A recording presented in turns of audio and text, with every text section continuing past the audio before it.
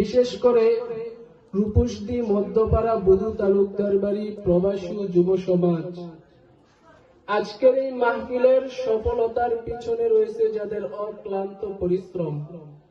আল্লাহ তাদের সকলকে উত্তম বিনিময় দান করেন, সকলে বলুন আমিন।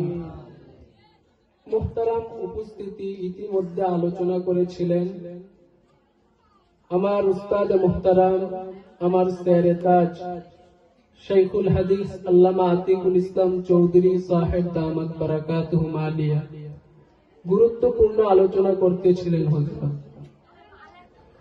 আমার পর আলোচনা করবেন সারা বাংলার আলোড়ন সৃষ্টিকারী, আন্তর্জাতিক খ্যাতি সম্পন্ন মুফাসসিরে কোরআন, আমরা যার অপেক্ষায় অপেক্ষমান, হযরত মাওলানা শেখ সাদ বিন আব্দুল মজিদ সাহেব দামাত বারাকাতুহু। আমি শুধুমাত্র আপনাদের দোয়া নেওয়ার জন্য বসছি, আর সামান্য আলোচনা করার তৌফিক যদি আল্লাহ দান করেন তাহলে আলোচনা করেই আমি আমার আলোচনার ইতি টানার চেষ্টা করব ইনশাআল্লাহ। আমি আমার আলোচনাকে সহজে বুঝার জন্য 3 ভাগে ভাগ করেছি। 1 নাম্বার, পবিত্র কুরআনুল কারীম এর সংক্ষিপ্ত পরিচয়।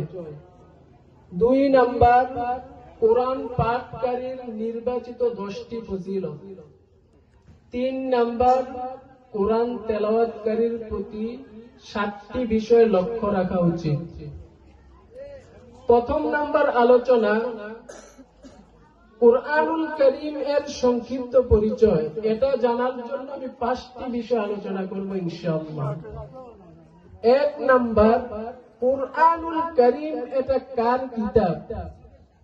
সূরাতুশ শুআরা আয়াত নাম্বার 192 আল্লাহ বলেন, ওয়া ইন্নাহু লাতানসিলু রাব্বিল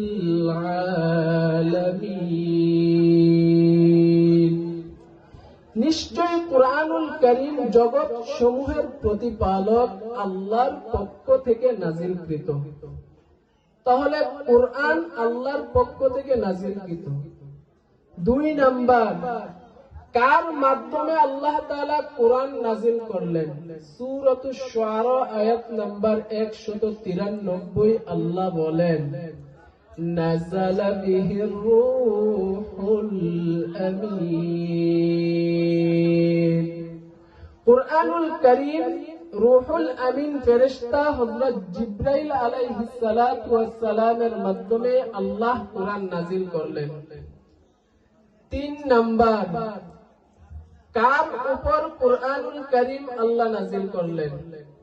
সূরাতুশ শুআরা আয়াত নাম্বার 194 আল্লাহ বলেন, আলা কলবিকা লিতাকুনা মিনাল মুনজিরিন। আপনার অন্তর তথা নবী মুহাম্মদুর রাসূলুল্লাহ সাল্লাল্লাহু আলাইহি ওয়াসাল্লামের অন্তরে আল্লাহ কোরআন নাযিল করলেন। কেন নাযিল করলেন? আল্লাহ বলেন, লিতাকুনা মিনাল মুনজিরিন, যেন আপনি সতর্ককারীদের মধ্য থেকে একজন হয়ে যান।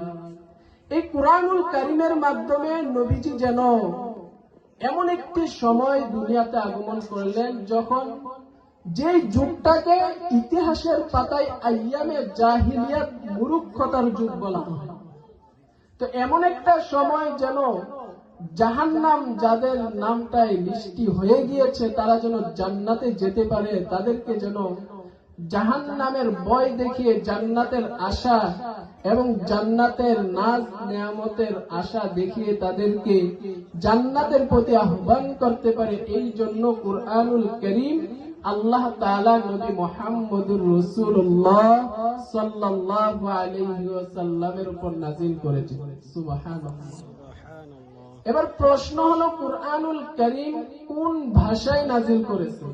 এটাও আল্লাহ তাআলা পবিত্র কুরআনুল কারীমের মধ্যে বলেন। আমার 4 নাম্বার আলোচনা, সূরাতুশ শুআরা আয়াত নাম্বার 195 আল্লাহ বলেন, বিলিসানিন আরাবিয়্যিন মুবিন। নবীজির উপর পবিত্র কুরআন জগৎ সমূহের প্রতিপালক হযরত জিবরাইল আলাইহিস সালাতু ওয়াস সালামের মাধ্যমে সুস্পষ্ট আরবি ভাষায় কুরআন নাজিল করলেন। সুবহানাল্লাহ।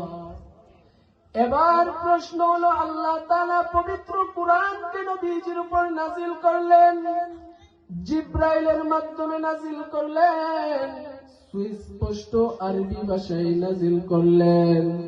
প্রশ্ন হলো, এবার এই কুরআনের জিম্মাদার কে হবে?